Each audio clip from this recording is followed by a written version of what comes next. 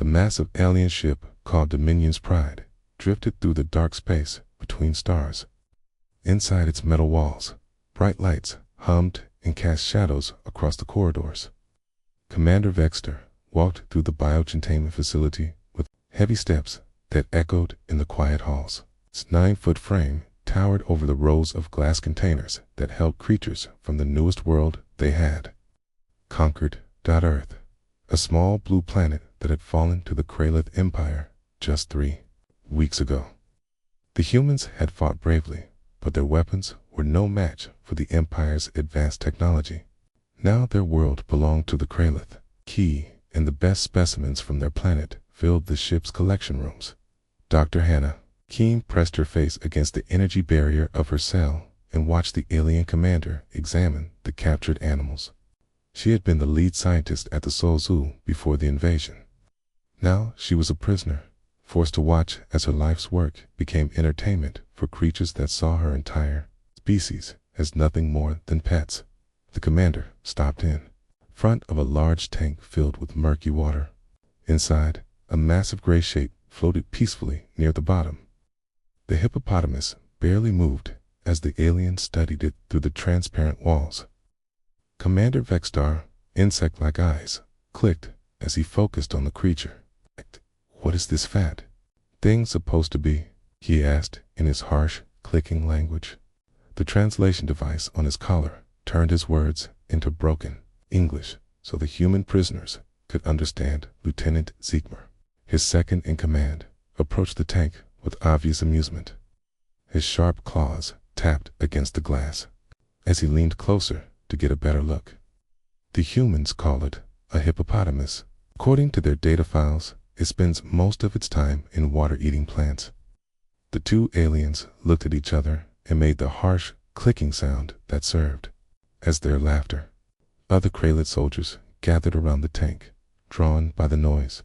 Soon, a small crowd had formed, all of them staring at the peaceful creature in the water. "This is what the humans were afraid of?" another soldier asked, his mandibles clicking with amusement. "It looks like a fat water pig. It does nothing but float and eat grass." Dr. Kim felt her hands form into fists. She wanted to scream at them, to warn them about what they were really looking at. But she had learned that speaking out only brought punishment. Instead, she watched as the aliens continued to mock one of Africa's most dangerous animals. Captain June Park, trapped in the cell next to hers, caught her eye through the barrier. He had been a military officer before the invasion, stationed at a base near the DMZ. Like her, he understood that these aliens had no idea what they were dealing with. "Look at its tiny eyes," Lieutenant Ziegmer said, pointing at the hippo's face and those little ears. How could something so stupid survive on any planet? The hippo shifted slightly in the water, and Dr. Kim noticed its ears twitch at the sound of the alien voices. Its small eyes tracked the movement outside the tank, but it remained still. To the aliens, it looked lazy and harmless. To her, it looked like a predator waiting for the right moment. Commander Vextar moved on to examine other creatures. He paused at the tiger's cage, showing more respect for the big cat's obvious weapons. The tiger paced back and forth, its eyes never leaving the aliens. Its stripes seemed to glow under the artificial lights, and its muscles moved like liquid power beneath its fur. "Now, this is more like it," the commander said. "This creature understands strength. See how it moves, how it watches us. This is a proper predator." The aliens spent several minutes admiring the tiger, discussing its hunting techniques and comparing it to their own war beasts. They showed similar interest in the captured bears, wolves, and other obviously dangerous animals. But when they passed the hippo tank again, the mocking laughter returned. "Ops, we should put the fat water pig in the nursery area," one soldier suggested. "Our younglings could use it as a swimming companion." Dr. Kim bit her tongue to keep from responding. She remembered her years of research, the countless hours spent studying animal behavior. "See, remembered the statistics that these aliens would never bother to read. Hippos killed more humans in Africa than lions, leopards, rhinos, and elephants combined. They were territorial, aggressive, and incredibly fast. Despite their bulk, young engineer Min-Ho Lee watched from his cell further down the corridor. He had been captured while trying to repair communication equipment during the invasion. His technical mind noticed things the others missed. The Hippos' vital signs on the monitoring systems showed patterns that the aliens ignored. Heart rate, muscle tension, stress hormones. All the indicators were there if someone knew how to read them. The alien guards finished their inspection and moved toward the exit. As they walked away, their laughter echoed through the biocontainment facility. Dr. Kim heard one of them mention something about upcoming exhibition matches. Her blood ran cold as she realized what they were planning. The Empire was known throughout the galaxy for their arena battles. They would pit captured creatures against their own war beasts for entertainment. This was how they demonstrated their superiority over conquered worlds. The strongest predators from dozens of planets had all fallen to Kralith champions after the aliens left. Silence fell over the facility. The only sounds were the hum of life support systems and the gentle splash of water in the hippo tank. Dr. Kim looked at the massive creature floating peacefully in its artificial environment. Its eyes were closed, its breathing slow and steady, but she knew better. She had seen what happened when hippos felt threatened. She had watched footage of them attacking boats, crushing crocodiles, and charging at anything that entered their territory. The aliens saw a fat, lazy water pig. She saw 4,000 pounds of muscle, bone, and fury wrapped in deceptively peaceful package.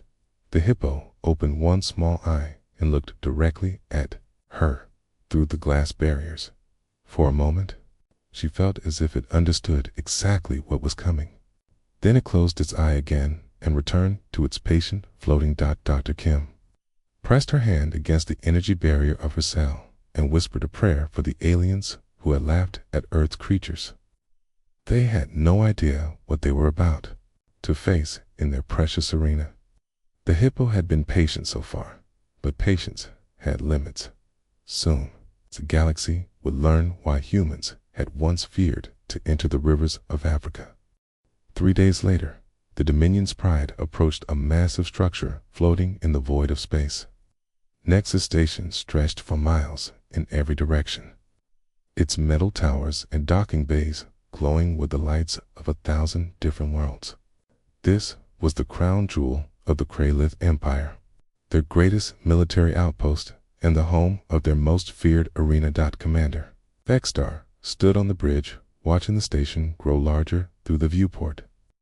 His mandibles clicked with satisfaction as he thought about the upcoming exhibition matches. News of the Earth creatures had already spread throughout the station.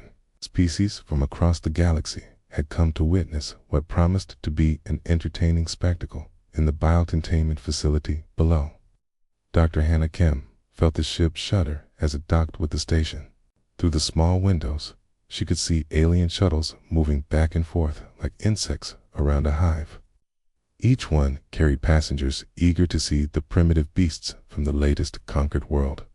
The hippo remained in its tank, floating peacefully, as always, but Dr. Kim noticed subtle changes in its behavior. Its ears moved more frequently now, tracking sounds that came through the walls. Its eyes opened more often, scanning the area around its prison. The creature seemed to sense that something was different. Captain June Park pressed his face against the energy barrier of his cell as alien workers began moving equipment through the facility. Heavy machinery rolled past on mechanical legs, carrying what looked like arena preparation gear. His military training told him that a major event was being planned. "They are setting up for the matches," he whispered to Dr. Kim in Korean, hoping the translation devices would not pick up his quiet words. "I know," she replied in the same language. "I saw the betting displays when they moved us yesterday. Every species in the galaxy is wagering against our animals." Down the corridor, engineer Min-Ho Lee watched the preparations with growing concern. His technical background helped him understand the equipment being moved past their cells: course field, generators, environmental control systems, and medical stations. Everything needed to run a major arena event. But what worried him most were the readings he had been secretly monitoring from the Hippos tank. The creature's stress levels had been climbing steadily since their arrival at the station. Heart rate, muscle tension, and hormone levels all indicated an animal preparing for conflict. The aliens had no idea what those readings meant. To them, stress in a prey animal meant fear and weakness. They did not understand that in some Earth creatures, stress meant preparation for violence. Arena Master Tekaloth arrived at the facility with a group of his assistants. He was older than the ship's crew, his carapace scarred from decades of managing brutal contests. His reputation stretched across the galaxy as the being who had never seen his champions defeated. "So these are the specimens from the water world," he said, his voice carrying the authority of someone used to being obeyed. "The reports say they are mostly harmless plant eaters and scavengers." Lieutenant Zikmer stepped forward eagerly. "Yes, Arena Master. Particularly amusing is this water pig creature. It does nothing but float and eat vegetation. The humans seem to think it is dangerous, but as you can see, it is completely passive."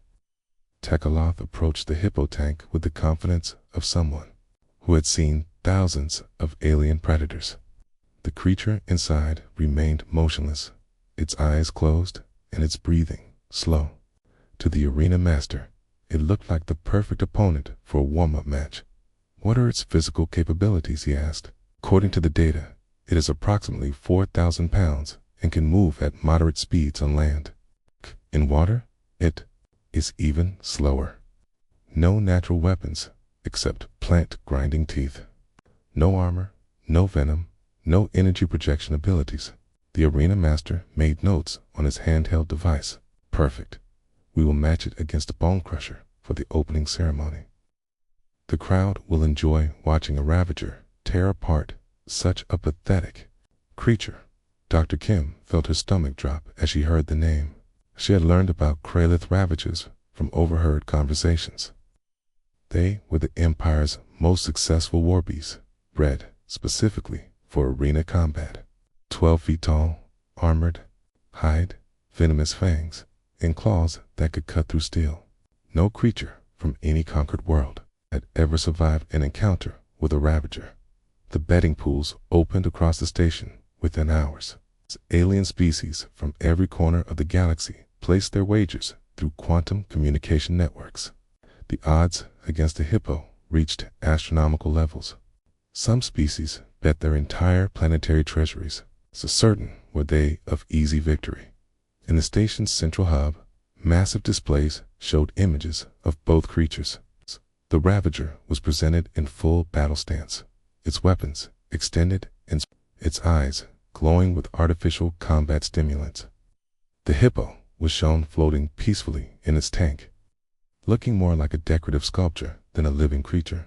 The contrast was so extreme that even species known for their caution threw their credits behind the obvious winner.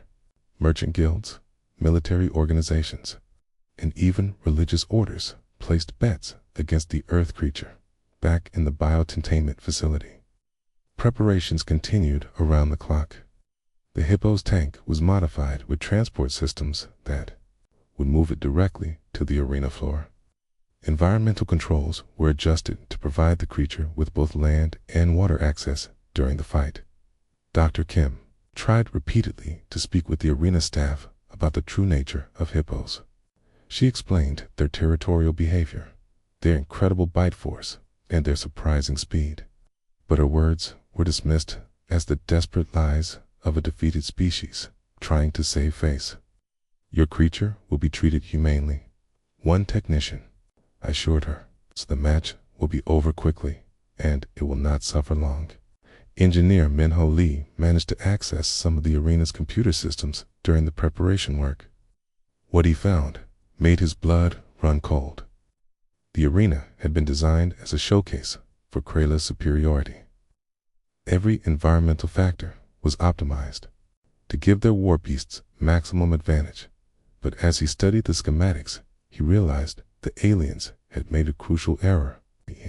In their arrogance, they had created the perfect environment for what was about to happen. The arena included both land and water sections, multiple levels, and plenty of room for a large creature to build up speed. They had unknowingly designed the ideal hunting ground for a hippopotamus. The day of the exhibition arrived with great fanfare. 50,000 beings from across the galaxy filled the arena's seats. The atmosphere buzzed with excitement and the certainty of easy entertainment. In the holding areas beneath the arena floor, the Ravager paced in its pen while handlers fed it combat stimulants. The hippo floated quietly in its temporary pool. But Dr. Kim could see the signs that the aliens missed. The creature's ears were flat against its head. Its eyes were fully open and alert, and its massive jaws occasionally parted to reveal teeth like ivory daggers. Soon, the galaxy would learn why humans had once feared to enter the rivers of Africa. The holding areas beneath the grand arena buzzed with activity as the final preparations began. Massive transport tubes connected the creature pens to the arena floor above, ready to deliver the combatants when the time came. The air hummed with energy fields and the distant roar of 50,000 spectators taking their seats in the deepest section of the facility. The hippo's temporary pool had been expanded to give the creature more room to move. The water was kept at the perfect temperature, and fresh vegetation floated on the surface. To any observer, it looked like a comfortable habitat for a peaceful herbivore. But Dr. Hannah Kim saw something very different as she watched through the reinforced viewing window. The hippo no longer floated lazily in the center of the pool. Instead, it moved in slow circles around the perimeter, its massive head just above the water's surface. Small eyes constantly scanned the area, and its ears twitched at every sound. "He knows something is wrong," she whispered to Captain June Park through the communication link between their cells. Park nodded grimly. "Animals can sense danger better than we can. Look at his posture." The hippo's head was lowered slightly, a position that Dr. Kim recognized from her years of research. It was the same stance male hippos took when defending their territory from rivals. The creature's massive shoulders were tense beneath his thick hide, and his breathing had become deeper and more deliberate.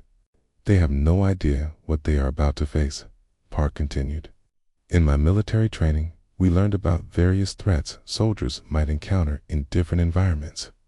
African rivers were considered extremely dangerous, specifically because of these animals." Down the corridor, Engineer Minho Lee had managed to access more of the arena's monitoring systems. The data streaming from the hippo's habitat showed readings that made his hands shake. Stress hormones were at maximum levels. Heart rate was elevated but steady. And muscle tension indicators suggested an animal preparing for explosive action. But the most disturbing reading was the creature's bite force measurements. The monitoring sensors registered pressure levels that seemed impossible for a herbivore. Lee had studied engineering specifications for years, and he knew that the recorded numbers were higher than some industrial crushing machines.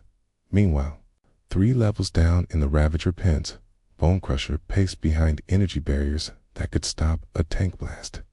The creature was a masterpiece of biological engineering, bred and modified over generations to be the perfect killing machine. Its scales gleamed like polished metal, and its claws left deep grooves in the reinforced floor. Arena Master Tekaloth stood before the Ravager's pen with obvious pride. 23 victories, 0 defeats, he announced to the gathered handlers. "This beast has torn apart crystal bears from the Andrian system, Avoid stalkers from the Outer Rim, and even a pack of Zilithian deathhounds working together." The handlers nodded respectfully. They had seen Bone Crusher in action many times, and the sight never failed to impress them. The creature was 12 feet of pure destruction, with reflexes faster than most sentient beings and strength that could crush steel. Today will be different though, Tekaloth continued. Today we face a creature so pathetic that the match will likely be over in seconds. This water pig from Earth represents everything weak about that conquered world. The Ravager's handlers began the final combat preparations. They injected the creature with stimulants that would increase its aggression and pain tolerance. Special nutrients were added to its last meal to enhance muscle performance. Combat pheromones were released into its pen to trigger maximum territorial instincts. Bone Crusher responded to the treatments by becoming even more violent. It attacked the walls of its pen with renewed fury, its roars echoing through the facility. The sound was so terrifying that even the experienced handlers stepped back from the energy barriers above in the arena. The crowd was reaching fever pitch. Beings from hundreds of different worlds filled the seats, their excited voices creating a symphony of alien languages. Massive screens showed close-up images of both creatures, allowing the audience to compare the obvious predator with its laughably weak opponent.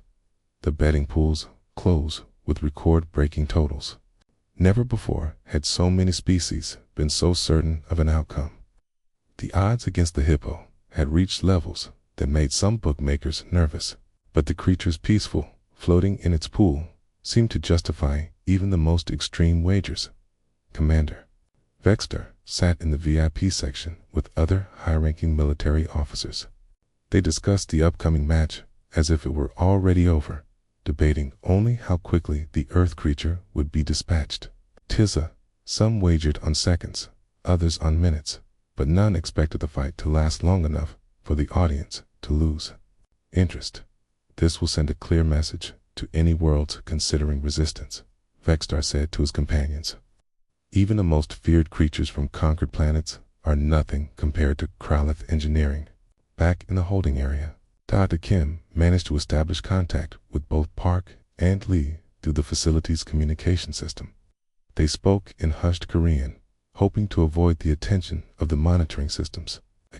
The hippo has been showing aggressive behavior patterns for hours, she reported. His territorial instincts are fully activated. When they move him to the arena, he will see it as an invasion of his space. What does that mean exactly? Lee asked. It means they are about to face 4,000 pounds of pure territorial fury, Park answered.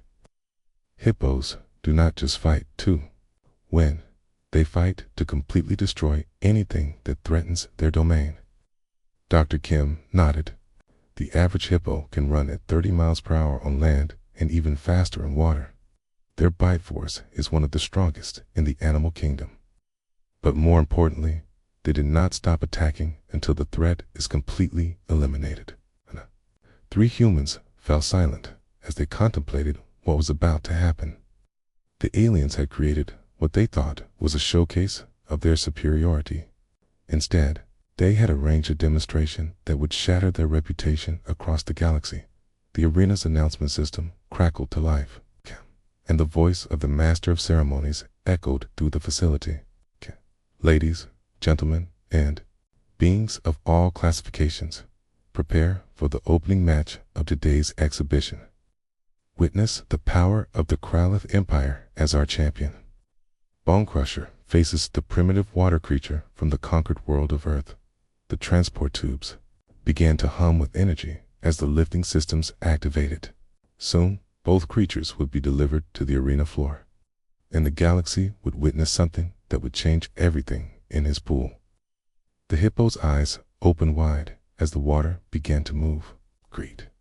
The creature's massive head turned toward sound of the transport system, and for the first time since its capture, his jaws parted to reveal teeth like ivory daggers. The calm was about to end. The arena floor trembled as the massive transport platforms rose from the depths below. 50,000 beings from across the galaxy leaned forward in their seats, their excitement reaching a crescendo as the two combatants emerged into the artificial daylight of the grand arena. The crowd erupted in cheers as Bone Crusher appeared first. The Ravager stood 12 feet tall on its hind legs, its metallic scales gleaming under the arena lights, its claws extended and retracted rhythmically, each one capable of slicing through armor plating.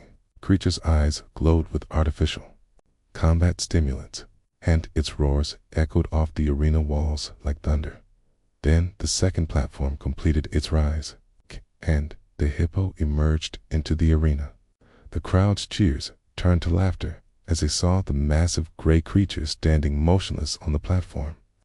To the alien spectators, it looked like a living boulder, slow and harmless compared to the obvious predator across the arena. But Dr. Hannah Kim, watching from the holding area through a small viewing screen, saw something completely different. The hippo's stance was not one of fear or confusion. Its massive head was lowered, its small ears pressed flat against its skull, and its eyes were fixed directly on the Ravager.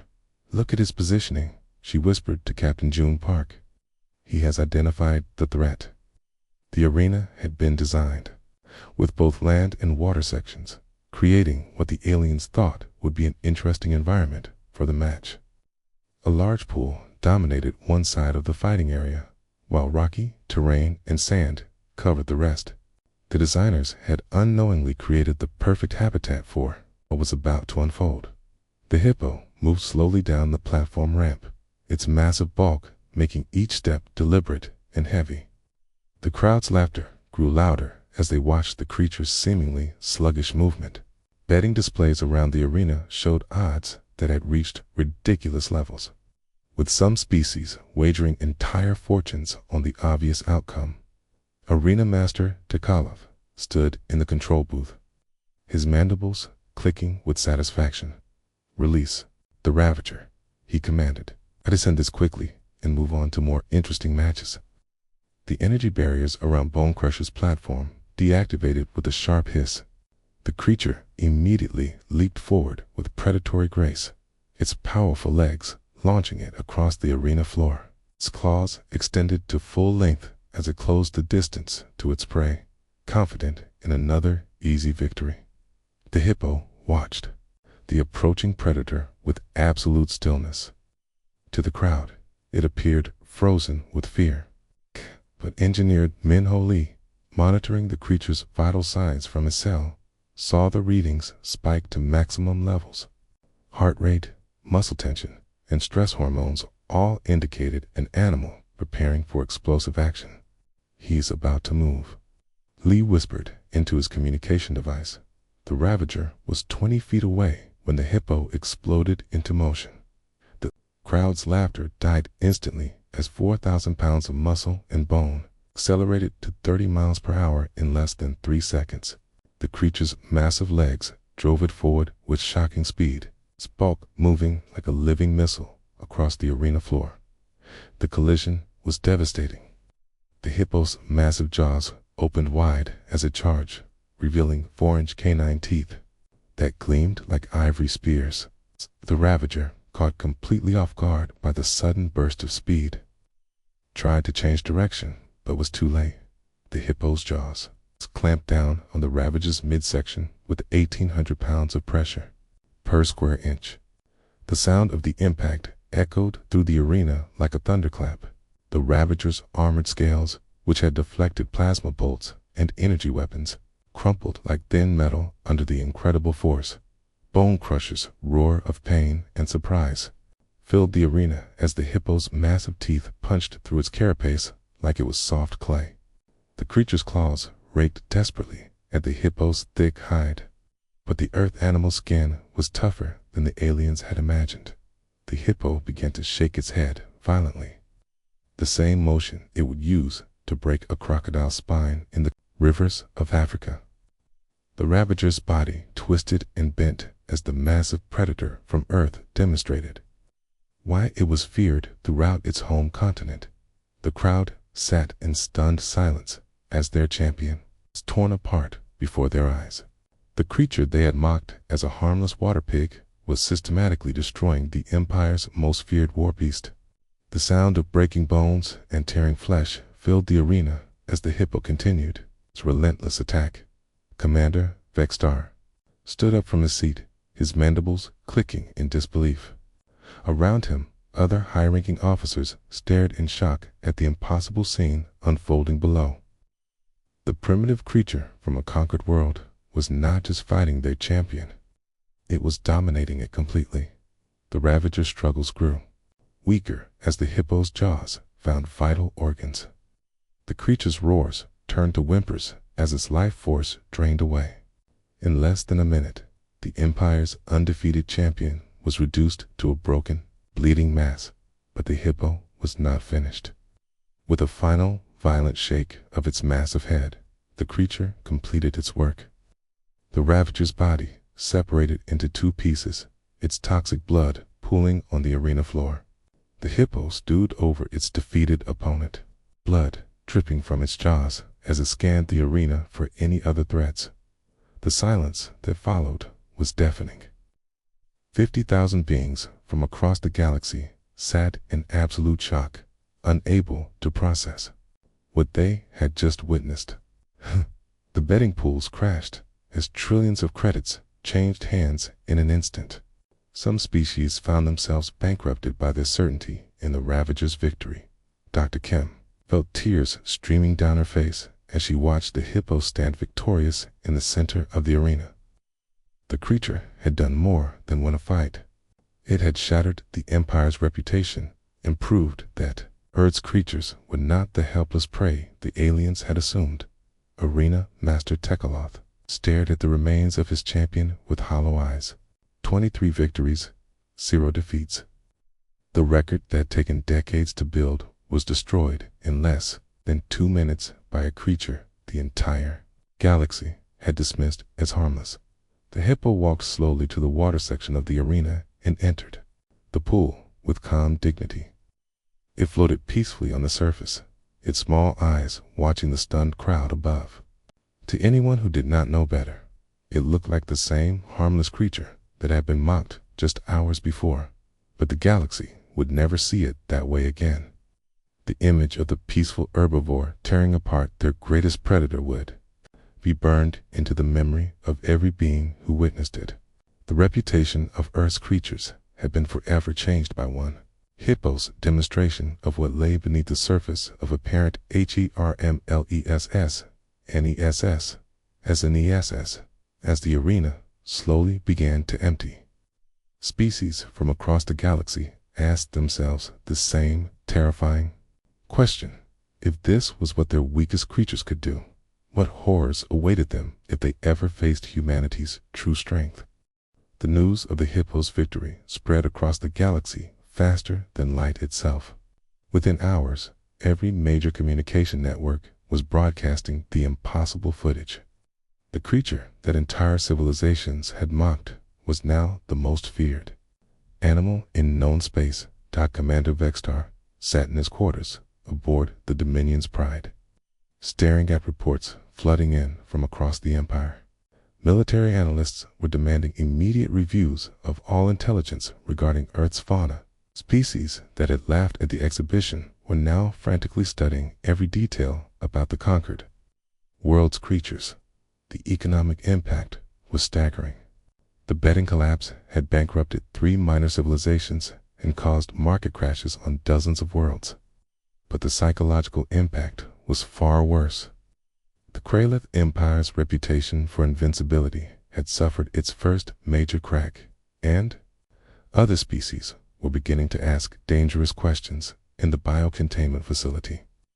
Dr. Hannah Kim noticed the immediate change in how the alien guards treated the human prisoners. The same soldiers who had sneered at them just days before now approached their cells with obvious caution. Their weapons remained ready, and they kept a respectful distance from the energy barriers.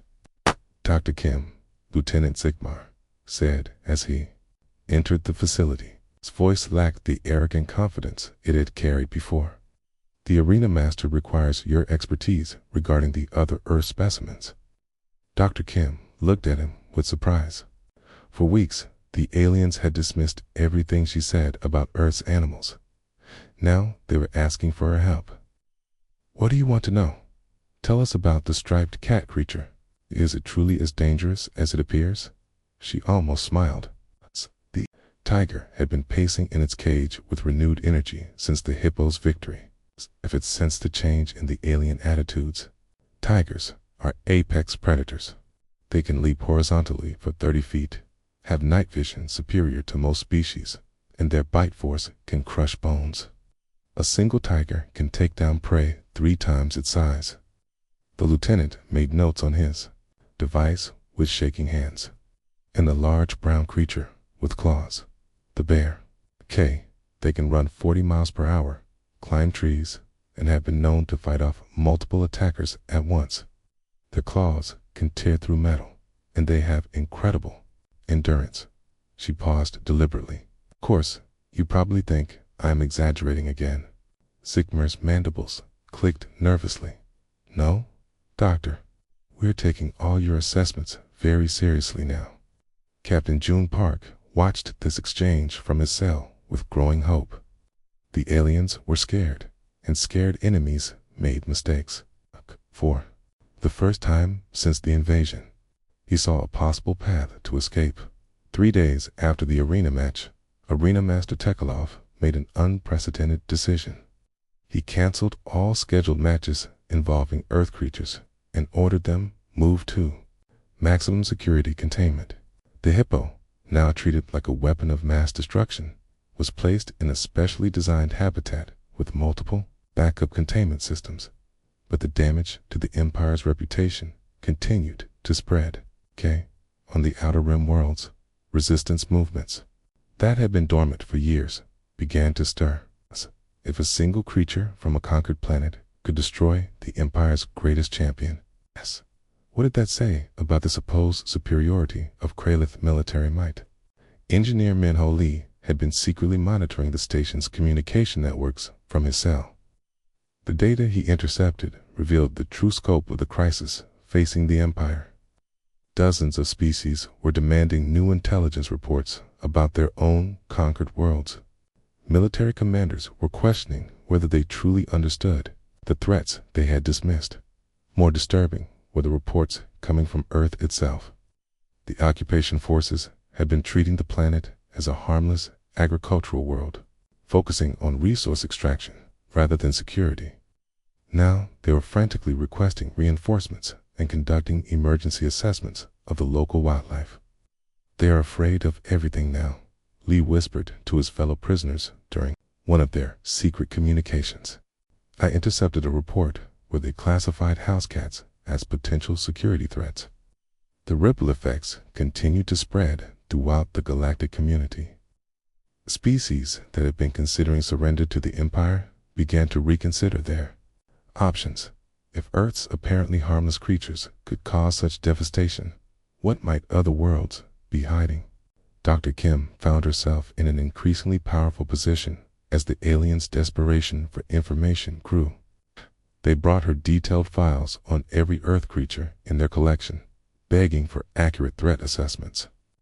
Each revelation about humanity's former planet made them more nervous. "The small, black and white mammal," she said, looking at a picture of a honey badger. "It attacks creatures 50 times its size and never retreats from a fight. Teat has been known to drive off lions and survive bites from the most venomous snakes on Earth." The alien researchers exchanged worried glances. They had classified the honey badger as a harmless scavenger based on its size. Now they realized they had been carrying around what amounted to a living weapon. "What about this one?" they showed her an image of a wolverine, pound for pound, one of the most ferocious predators on the planet.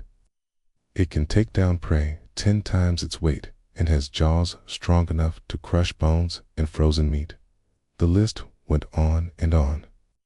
Every creature they had dismissed as harmless turned out to be a specialized killing machine in its own way. Even the seemingly innocent animals had shocking capabilities that the aliens had never suspected. But the most disturbing realization was yet to come. As Dr. Kim continued her briefings, a terrible truth began to dawn on the alien researchers. They had been so focused on studying Earth's animals that they had overlooked the most dangerous predator on the planet. Dr. Arena Master Tukalov asked during one session, "These creatures you describe are all formidable predators. Yet your species managed to survive on a world filled with such dangers. How is this possible?" Dr. Kim looked at him for a long moment before answering. "We did not just survive, Arena Master. We conquered them all. Every single species I have described was once hunted by humans. We drove most of them to near extinction before we decided to protect them instead." The silence that followed was deafening. The implications of her words sank in slowly but surely. The creatures that had just shattered the Empire's confidence were not Earth's apex predators. They were the survivors of humanity's dominance. Captain Park saw the fear growing in the alien's eyes and decided to press the advantage. "The hippo that destroyed your champion. We used to hunt them with simple spears. The tigers, bears, and all the rest. Turned them into stories to frighten our children." The aliens began to understand the horrible truth. They had not conquered a world of dangerous predators. They had conquered the species that had already defeated all foes predators and then chose mercy over extinction. As this realization spread throughout the galaxy, a new phrase entered the universal lexicon: never underestimate a death world species. Kralith Empire had learned this lesson through the destruction of their greatest champion. But it was already too late. Word had reached Earth about the human prisoners and their location. Rescue fleets were being assembled, and humanity was preparing to demonstrate what their true apex predator could accomplish when properly motivated. The galaxy had laughed at a hippo. Soon, they would face the species that had once hunted hippos for sport and then decided to become their protectors instead. The age of human expansion was about to begin.